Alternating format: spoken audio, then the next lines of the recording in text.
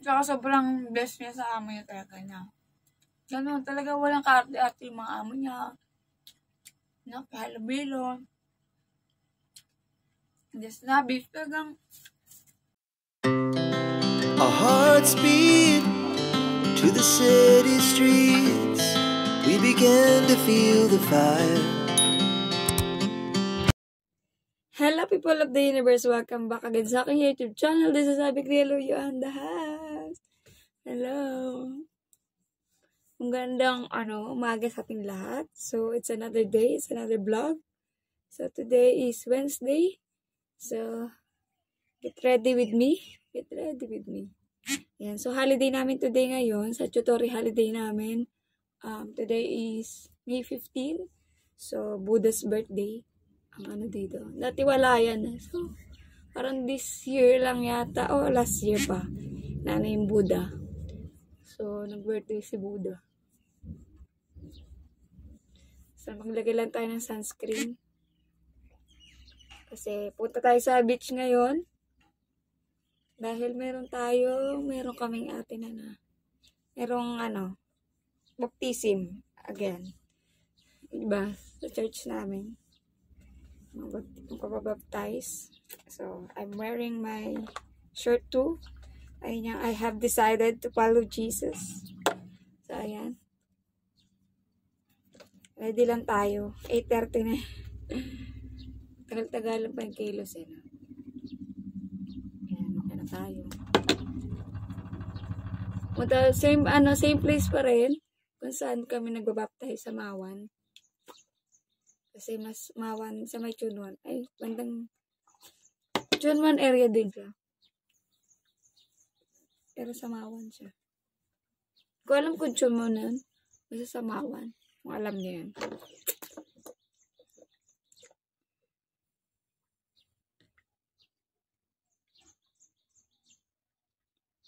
Ayan. Ano lang tayo. Parang siya lip shiner na. Parang hindi lang mag-dry yung lips. Tapos may tint. Tapos, yan. Kilay tayo. 8:30 na kailangan makalis na ako bago mag-9. Saan yung kilay ko? Where are you?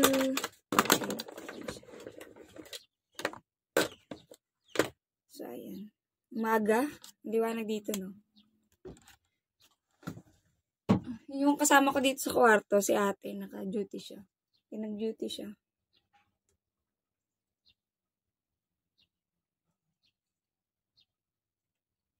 So, ayan, pag mga statutory nyo dito holiday sa Hong Kong, yan, pwede kayo lumabas. Pero depende pa rin sa amo kung gusto nila ipalit sa other day. Depende naman sa usapan nyo. Hindi kayo pinag-day off, may bayad naman yun.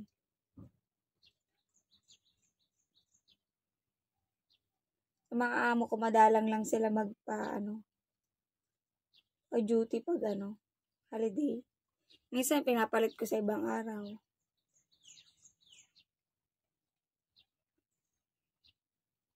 So, lang, get ready with me. Mag-ayos naman ng katulong.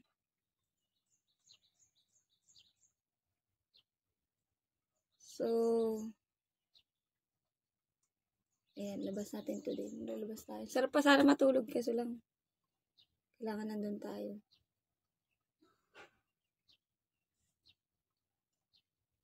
Anong oras na rin ako natulog kagabi? 12 na yata. Antok na ako. Yung feeling nyo yung mga alaga nyo. Parang 11 na kayo pa magsitulog. Parang wala pang balak magsipahinga.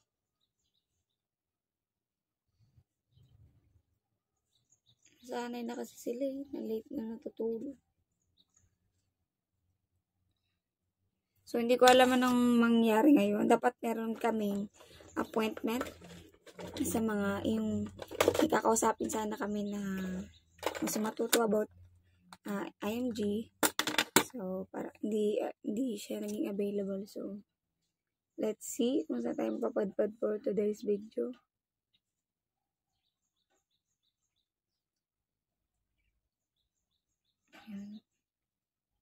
Another holiday ng kunyang. So, basically, pag nag-holiday ako ng normally, mga ka-churchmate ko lang yung mga kasama ko or yung mga member ng mga team ko sa IMG.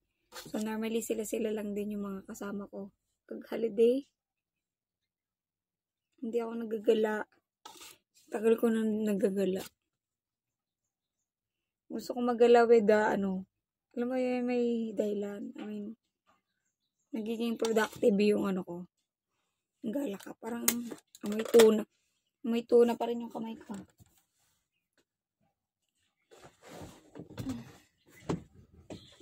Hanggang na tayo. Hand cream. Hugas na ako ng kamay.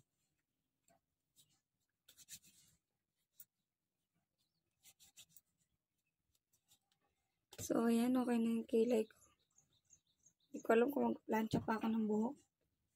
Parang wag na. Ayan mo na yan.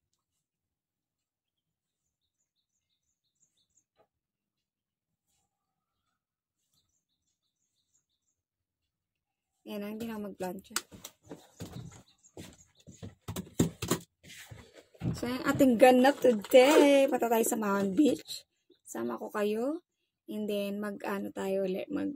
Ngayon naman, before kasi nabaptize ako, tapos sumasama na tayo sa pag may mga nagbabaptize, nagwi-witness tayo ng mga taong nakatanggap kay Hesus Kristo, diba? Napaka-overwhelming yun.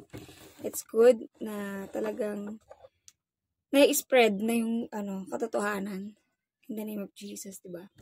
So, kailangan win natin ang isang cellphone natin para ito yung pang-picture natin. Kasi itong cellphone na itong ginagamit ko is hindi siya maganda masyado. Hindi mo siya, kasi nagagalaw-galaw. So, hindi na siya okay. But still okay. Nagagamit ko pa rin. Dali natin ang ating ang ating pang-amoy. Pang-breath. Pag nahilo sa biyahe, alam mo na. Hand cream. Ang ating earpods. Ito, iwan ko na to. Tapos, tayo ng ballpen. Mga tissues. Biscuit. Ayan, hindi na magdala ng libro. So, ayun na. Let's go, guys. I'm ready. Diba? Kaway tayo ngayon. Ang ating outfit. Ang shirt natin, I have decided to follow Jesus. Yan. So, mag-witness tayo ngayon uli ng ibinyagan in the water and in the Holy Spirit. Guys!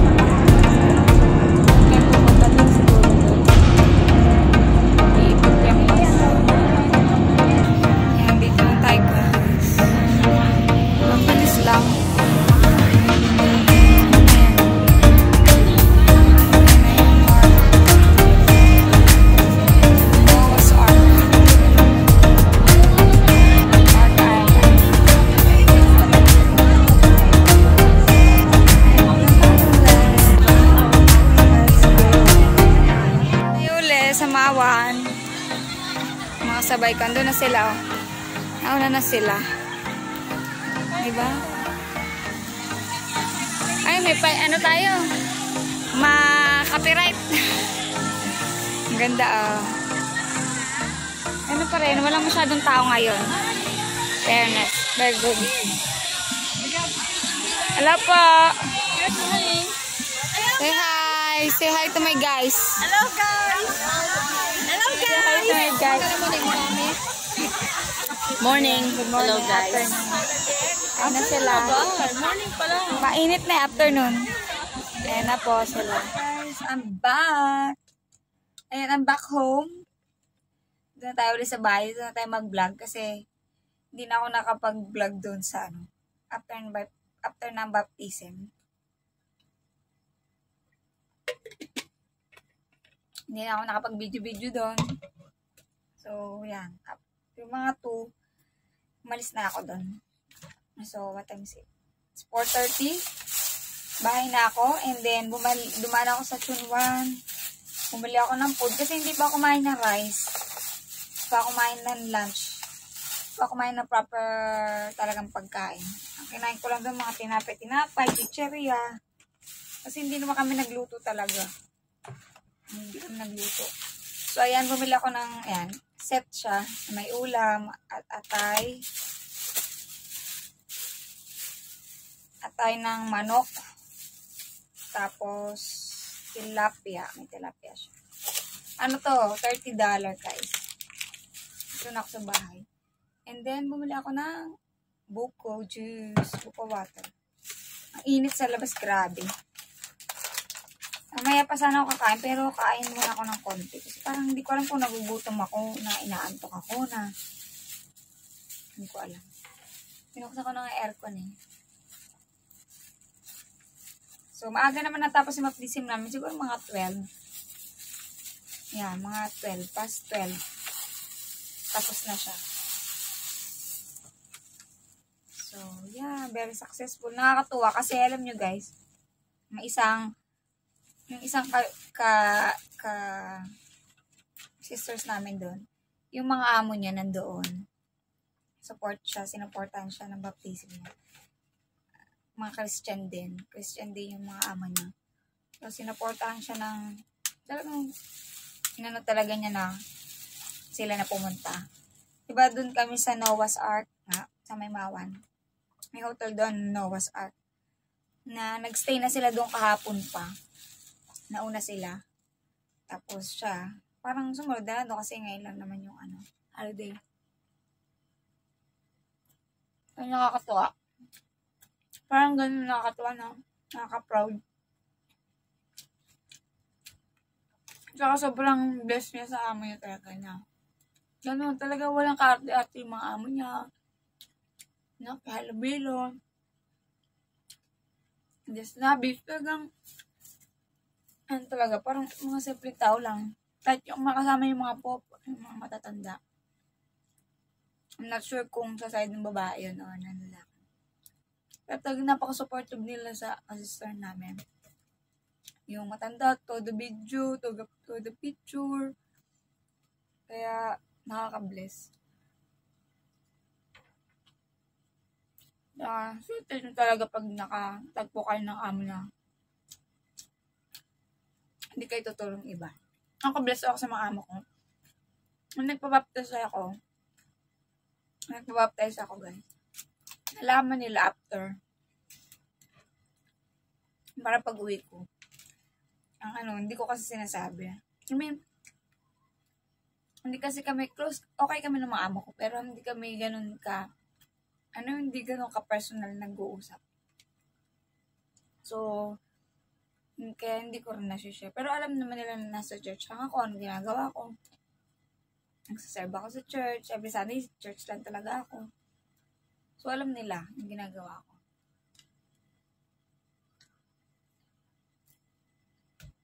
Kaya, alam nila pag Sunday,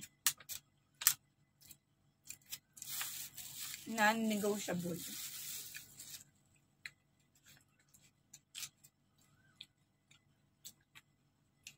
Magkamay. Namit na ako nito. Sarap. itong nagluto dito, ano eh, Ilocano ba yun? Ilocano.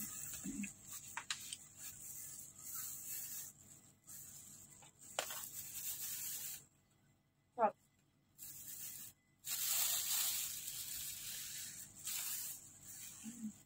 Ano tayo guys? Tilapia pa. Dalawang ulam.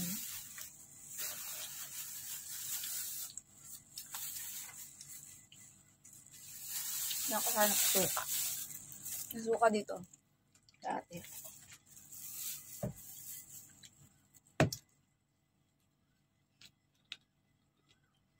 Ang init masarap. Alam nyo guys, kung nagdala ako ng damit, panligo, malamang nandun pa ako. Hindi ako makatulog dun sa ano eh. Maingay kasi dumami kayo yung pagdating namin doon. Akala ko lang masyadong tao. Maya, ang dami na tawas in. Nakakaano ba doon? May mga nagiinuman.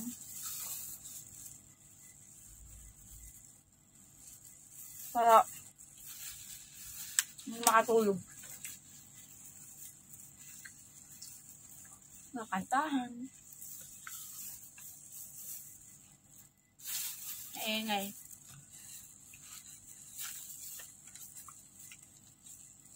Kasi alam nyo, kagandahan dito talaga guys. Kaya din yung mga kasister kong iba, nag-stay rin dun. Gusto nila mag-stay kasi wala rin sila magpapestuhan. I mean, kahit minsan may kwarto sila sa bahay, kahit may sarili silang kwarto, pero alam mo yun, kasi kung nandun yung mga amo, yung tatawagin ka pa rin, alam mo yung kahit trabaho mo, kahit ano yung day off mo, hinaano ka talaga yun, parang walang konsiderasyon na day off mo, di ba? May mga among ganun, katulad sa isang mga kasister ko na ganun din.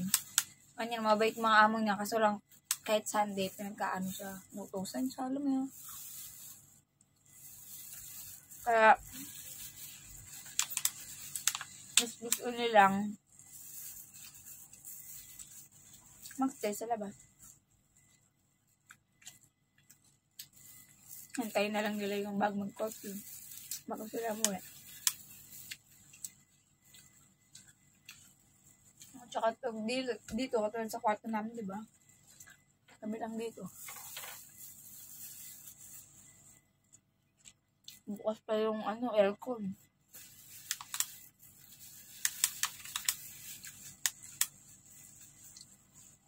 Bukas pa yung aircon katulong. Niinit ko sa dito. Grabe. Tutok pa yung ilaw dito. Ay, may yung araw. Tap ng adobo.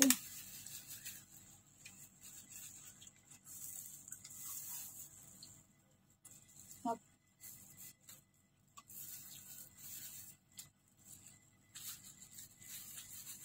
Hindi yung mga amo ko eh. Nakita ko nagsasampay. Nakita ko dumating.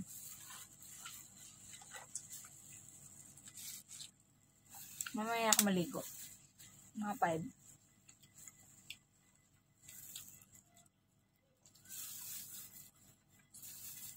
Gutom ako.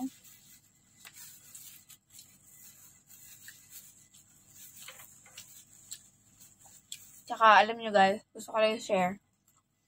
Kung matagal na kayo sa Hong Kong. I mean, kasi ako naman, hindi ko ginajudge yung mga nagiinom. Guys, ayaw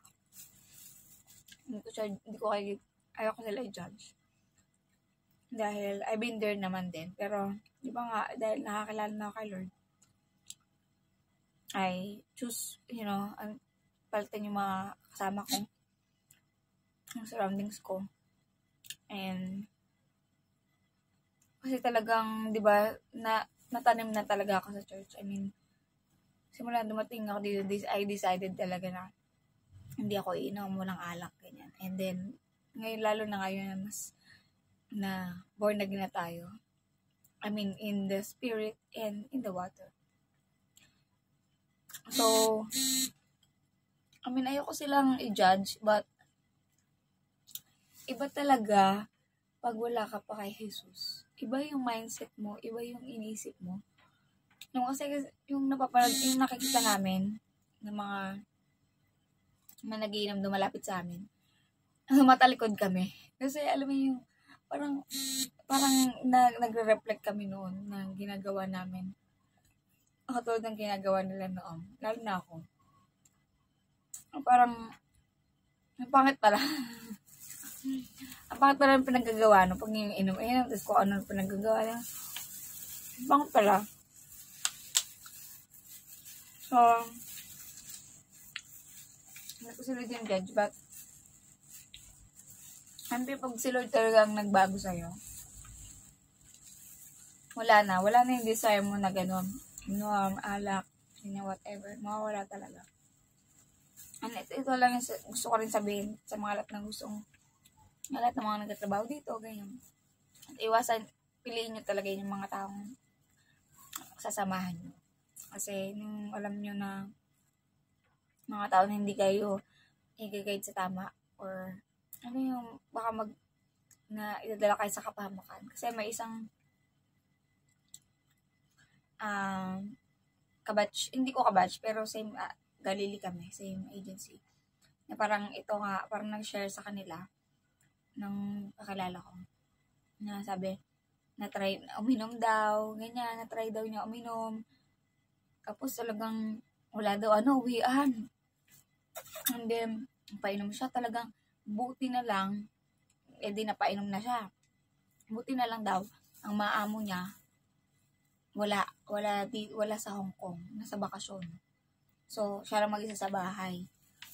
Delikado kung nandun yung amo niya, pag uwi niya, lasing-lasing siya, tapos suka-suka siya ng ilang 3 days siyang suka-suka. Diba? Hindi pwede ka pa ma-terminate nun.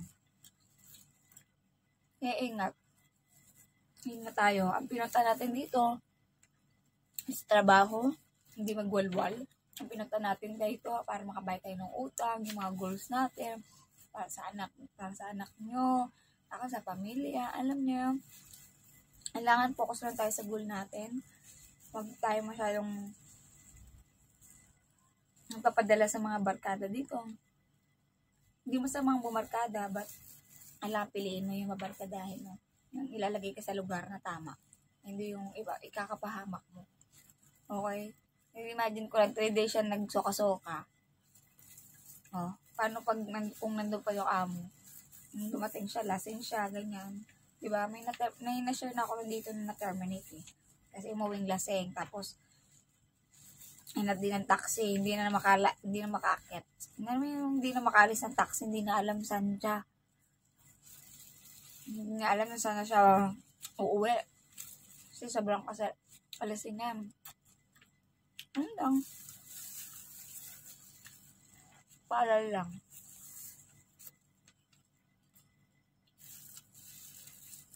Sarap. Ayan, enjoy ko ito. Kain na tayo.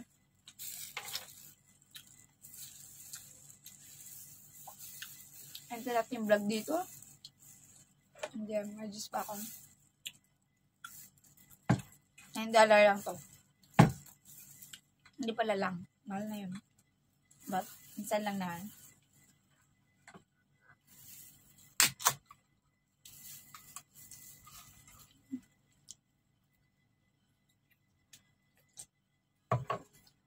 Sarap.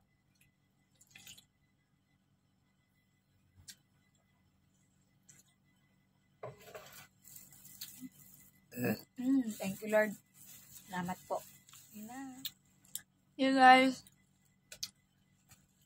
please like and subscribe. Bye. Happy holiday. Happy Statutory Day. Bye.